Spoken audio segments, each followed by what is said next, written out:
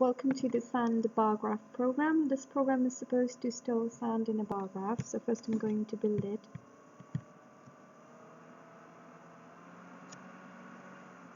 As you can see, the build has succeeded, so I'm going to debug it. This is my console window. It displays proper entry message and then it prompts the user to enter his choice. It can be a 1 for direct input, 2 for random, and 3 for file reading. For now I'm going to enter 3 for file reading. So now you can see that it reads from a file which is stored in here as bar graph input text. So it reads all these numbers and goes to the console window. Then it prints the graph without the sand, and then it prints the graph with the sand, and alternatively calculates the sand and then displays the total amount of sand that the bar graph can hold. Then it asks the user if they really want to store the graph without the sand, and so in this case I'm going to store it.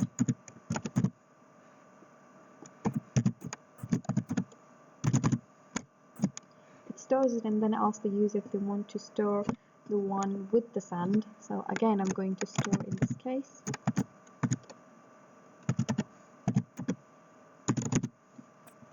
And then it asks the user if they want to rerun the program or they want to exit it. Because I want to rerun it to make sure that it runs again and again without any errors, I'm going to press a Y and it reruns. So in this time I'm going to take random number input, and hence certain random numbers are generated right here, and a graph with it, and a graph with the sand.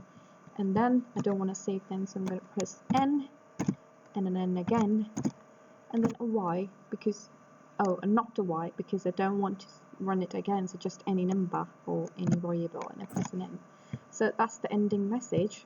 Now if we go back to the program, you can see that there's two files here. This one is the one without the sand, so it just has those bars. I've saved them as asterisks. And then this one is with bar and with the sand. The bar is the asterisk and the sand is equal to. And my sand call class uses object obj1 as in line number 42, and it calls the bar graph. And then this class, basically sand call, takes in 3 different input and accordingly calls the bar graph. Bar graph on the other hand displays first the graph which is based just on the input, I mean without the sand, and then it sends this to the sand graph using another object of SandGraph obj1 as in line number 24. Now the sand graph actually calculates it using the whole logic, and then at the end, if we really want to save it, then it sends back to the bar graph using an object if we wish to save it right here using an object ALM1, and sends it back to bar graph to save.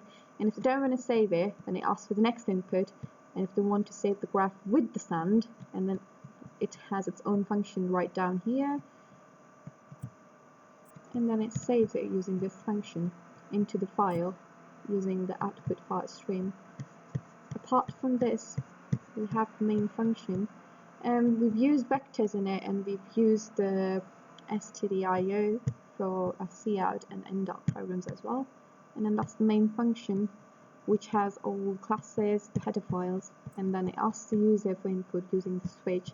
And at the end, it calls the destructor after this is finished, and else if you want to rerun it, it goes back to the main. And that's the ending message, and that's how the program ends. Thank you.